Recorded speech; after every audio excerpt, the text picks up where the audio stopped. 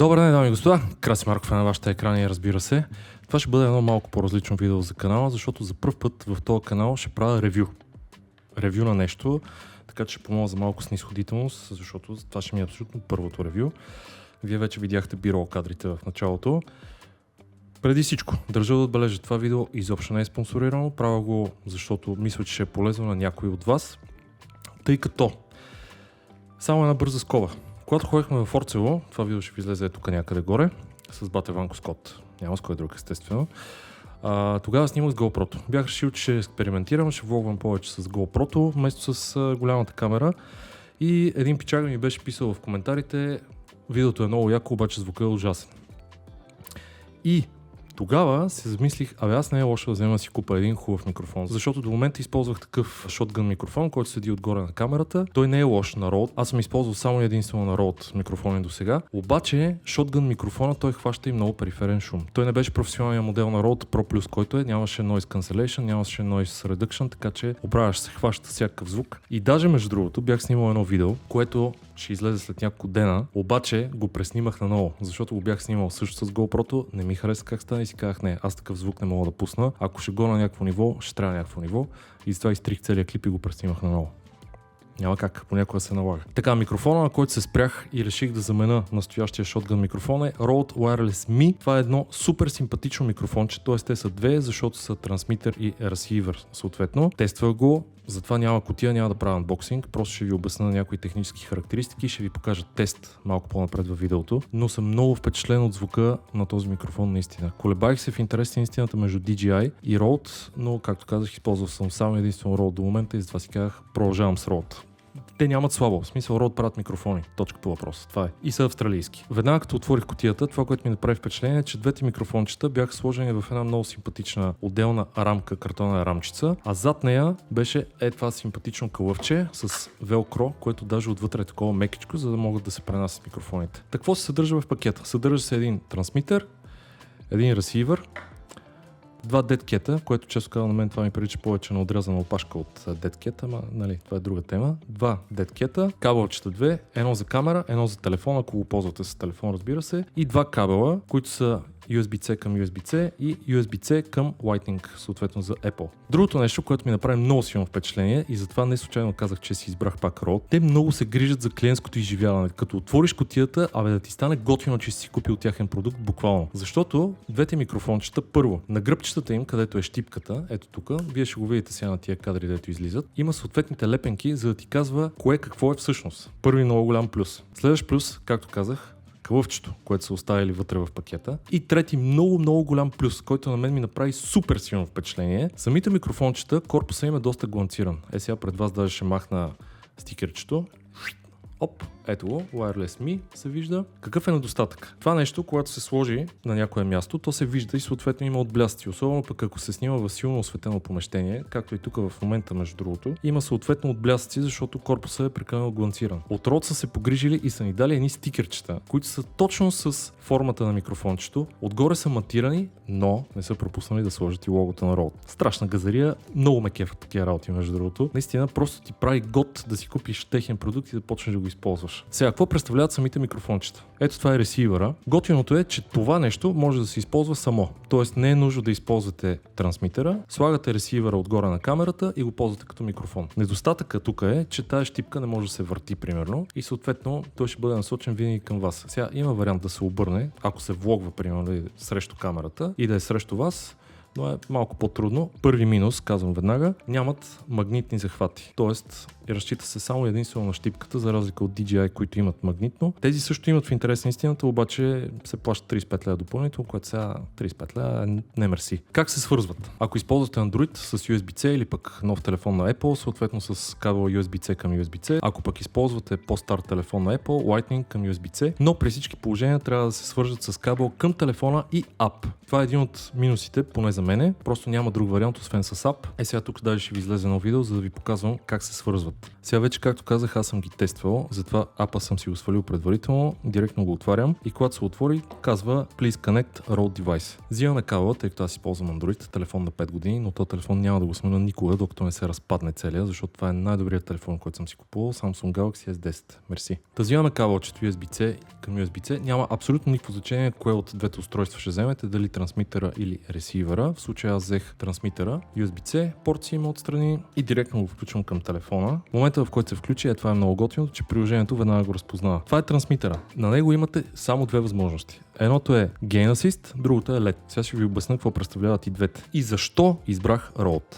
Избрах Rode заради Gain Assist функцията. Това, хора, е нещо брутално, между другото. Gain Assist функцията какво представлява? Колкото по-близко държите микрофона до устата, толкова повече тази функция компенсира нивата на звука, така че да няма клипове. Тия гадните деца чуят и така нататък. Съответно пък, ако го отдалечите, той компенсира отново нивото на звука, за да може пък да се чува хубаво и ясно. Топ функция. Имате три режима на тази функция. Off, съответно, изключена е. Тоест, ако си завърна микрофона така в устата, ще пращи, ще спрете видеото, ще се отабонирате и така. Нормалните неща. Следващата функция е Auto, т.е. оставате изцяло на микрофончето да преценява как да компенсира нивата на звука, като тази функция от Rode препоръчва да се използва на открита среда. Тоест, ако сте някъде навънка, това ви е функцията, която трябва да използвате. Колкото и шумно да е, то компенсира нивата, така че да се чува повече вашия глас, отколкото периферните звуци. Третата функция е Dynamic, което от Rode препоръчва да се използва само единствено в контролирана среда, както е тук в момента. Това в интерес на истината не е най-контролираната среда, защото има ехо, все пак е гараж, както знаете, но ако е в студио, това е възможно най-добрата. Защо да се използва само в контролирана среда? Защото по-агресивно компенсира нивата и по някакъв начин, ако е прекалено шумно навънка, алгоритъмът му ще почне да се бърка и съответно няма да получите желания и качествен звук, който искате. Bright е една много готина функция, която представлява ето тези зелените индикаторчета тук. Едното е за батерията, другото, че е свързано и че работи. Какво прави тя, когато е поставено някъде на вас, за да не е дразнещо за очите и за хората, които ви гледат това постоянно да мига, можете штрак да го намалите. Реално не го спира, просто намалява подсветката. Добре, сега ви показвам какво прави ресивъра. Първо махаме етикетчето,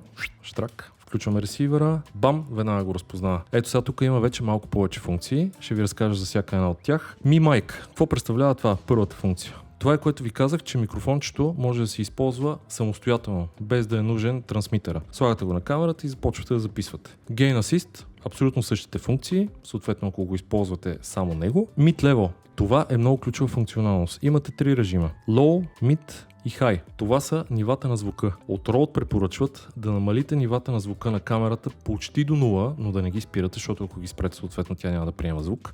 Да ги намалите почти до 0 и от този контрол да настроите микрофончето на Mid. Сега тук е важно да се отбележи, че тази функция контролира не само ресивъра, но и трансмитера. Така че това го съобразявайте всеки път. Следващата функция Bright по същия начин, за да намали светлинните индикатори, да не са прекалено натрапващи се в очите. Bright и Dim, те са просто две функции. Виждате вече, като ги включих двете устройства, които се включват с задържане на бутона отдолу в основата на микрофончето, съответно оттам се изключва. Как в приложението се появиха, че двете устройства са пернати и можете да ги контролирате по-отделно. Както казах, единствено внимавайте за функцията с нивата на звука. Всичко останало си е индивидуално за двете устройства. И последната пета функция, аз в момента съм го направил на Merge, но те са два режима, Merge и Split. Split е, ако е пуснат микрофона, ето сега ще ви покажа штрак, пускам микрофона на ресивъра, вече имате Merge, имате и Split. Какво прави това? Merge съответно обединява двата звука, ако работи микрофона, а пък Split ги разделя, т.е. хваща само от трансмитера и само от ресивъра и получавате два звука, като единия ви е нещо като бекъп, примерно, или с по-ниски нива и после можете да се заиграете. Това е за малко по-професионална употреба, аз лично не го използвам, затова махам директно микрофона на ресивъра, съответно става Merge, т.е. използвам само трансмитера. Супер просто, супер елементарно направено, честно казано е много удобно, много лесно за работа, много юзер-френдли е направено. Обаче, единственото нещо, което не ми харесва лично на мене е, че ако искам нещо да променя по настройките на двете устройства, задължително трябва да използвам кабела или приложението. Това са основните функции. Как се свързва към камерата? Имате два кабела, като за камерата трябва да се използва обикновения жак кабел, който е с два пина. Другия кабел е с 3 пина и той е пригоден за телефон. Как се свързва? Настроили сте вече двете устройства, взимате ресивъра, среда, отстрани си има вход за жака, штрак включва се в съответния вход на камерата и микрофончето вече е свързано. По същия начин и с телефона, просто използвате другото кабелче. Сега, мисля, че трябва вече да направим един тест, за да видите каква е разликата. Първо ще направим тест тук вътре, в тази сравнително контролирана среда и после ще излезе отвънка, където е доста шумно, защото блокът е много близко до натоварен булевард, непрекъснато минават коли, самолети, влакове.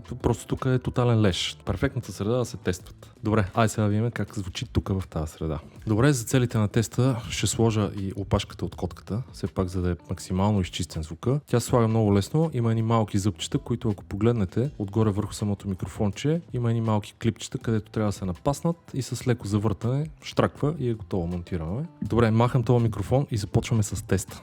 Добре, дами и господа, Краси Марков е на вашите екрани. В момента държа микрофончето нагоре-долу около една педия от устата ми. Нивата на звука съм ги направил на мид. Нивата на камерата са почти на 0. Виждам в метъра, че не клипва, т.е. на минус 6 децибела. Горе-долу си следете да е там някъде около минус 6 децибела. Така горе-долу ще запазите звука без да клипва. Ето затова казах, че е малко дразнещо, че трябва кабела винаги да е свързан, но просто няма как. Добре, започваме с теста. Така, гейн асиста в момента е изключен. Микрофонът е горе-долу на една педия от устата ми. Започвам да говоря. Добре, дами и господа, Краси Марков е на вашите екрани. Радвам се, че отново сме заедно. Започвам да го приближавам. Ето сега вече е доста близко до устата ми. В момента опашката на котката ме гаделичка по горните устни. Това е възможно най-близкото разстояние. Сега го отдалечавам. Горе-долу на около 50 см от мене. Добре, дами и господа, Краси Марков е на вашите екрани. Това ще го чуете много пъти сега, ама няма как. Минаваме на Gain Assist Auto. Микрофона ми е на една педия от устата.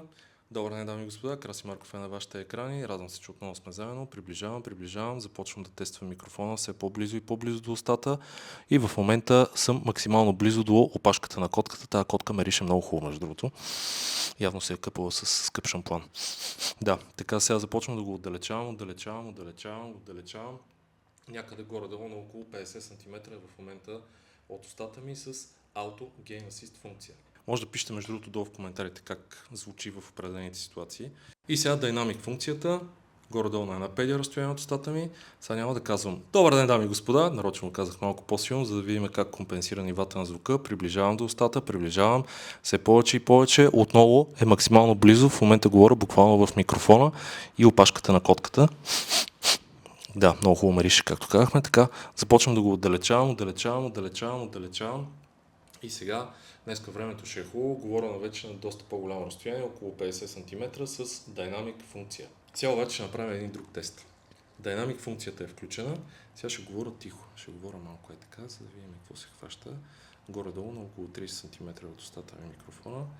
Да, може би вие ще пишете долу в коментарите да кажете как се чува, но интересно е наистина да видим какво ще излезе накрая. Сега вече е съвсем близо до устата ми и говоря много тихо, почти шепта в интерес на истината. Гледам, че нивата на звука са добре. Това е Dynamic функцията. В момента функцията Off е включена. Говоря много тихо. Сега ще говоря малко по-високо. Сега го отдалечавам на около 50 см от мен и ще говоря много тихо.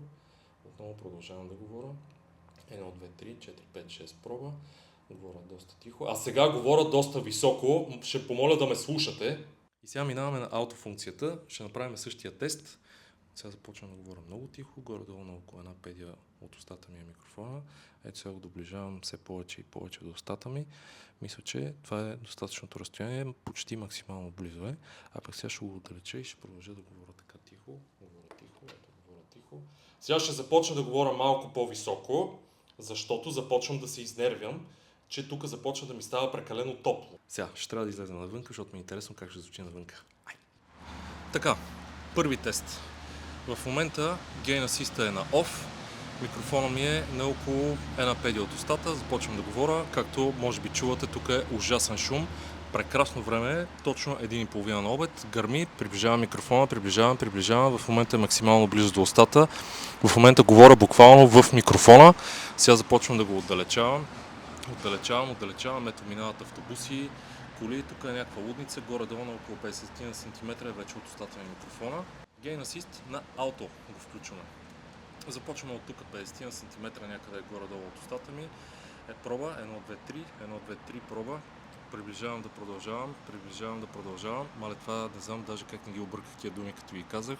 Приближавам да продължавам към устата ми, говоря, сега приближава се, вече е почти до устата ми.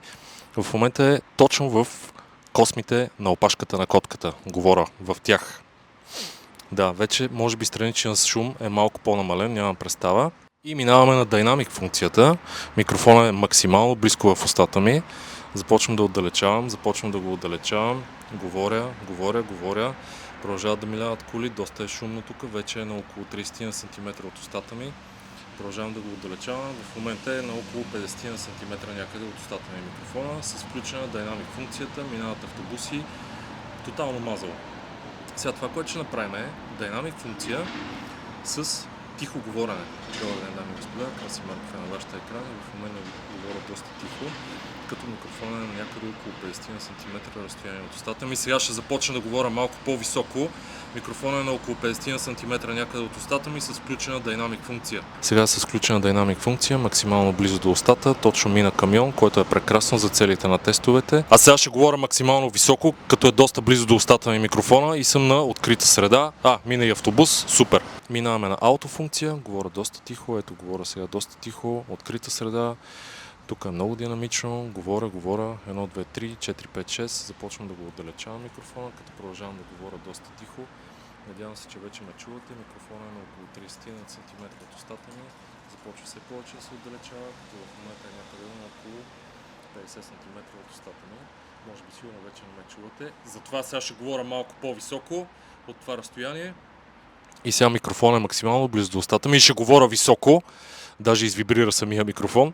И последната функция, OFF, в момента е доста близо до устата ми, говоря много тихо, надявам се, че ме чувате, не знам какъв е звука, ще ми е интересно и на мене после да чуя за какво става въпрос. Започвам да го отдалечавам, да говоря все по-тихо и по-тихо, колкото повече се отдалечава. Доста е шумно тук навънка, за да се заоблачава, надявам се, че няма да завали докато снимам, защото камерата е на открито. И сега, понеже е доста тихо, ще започна да говоря доста високо с OFF режим на 50 см от устата. Започвам да го приближавам, говоря все по-високо и по-високо, вече е максимално близо до устата ми и говоря високо. И сега, понеже най-вероятно повечето от нас ще използват ауто режима на Gain Assist и съответно микрофона ще е закачен някъде на яката, затова това, което ще направя е да го закача на яката. Штрак, ето горе-долу на някакво такова разстояние. Как сте, дами и господа? Много се кефа, между другото, че времето започва да разхлажда. Единственият недостатък е, че нещо взе да се заоблачава, между другото, и като нищо ще завали. В момента си говоря абсолютно нормално, равно, не повишавам тон, нито говоря тихо. Ето сега ще говоря малко по-тихо, за да видим какво хваща като звук. И това е. Симпатично е много микрофончето. Като му лепнеш и стикерчето, което ви показах в началото, ще стане пушка. Добре, айде обратно сега. Общо взето това беше. Надявам се, че видеото ви е харесало и ви е било полезно, ако се чуете какъв wireless микрофон да си купите. Пак казвам, въпрос на предпочитание. Със сигурност това микрофонче си има своите недостатъци, но за мен лично аз виждам само плюсове. Интересно ми е да чуя звука сега в различните ситуации, в които го поставих. Това беше и целта на видеото, в различни ситуации да го поставя, за да може да ви е максимално полезно. Така че, ако ви е харесало видеото, абонирайте се за канала, харесайте видеото, разбира се, и ще се видим следващия път. А пък тия дни, вероятно, ще кача едно видео, за което ви казах, че го бях снимал, изтрих го, преснимах го и така. Сега ще видите. Чао!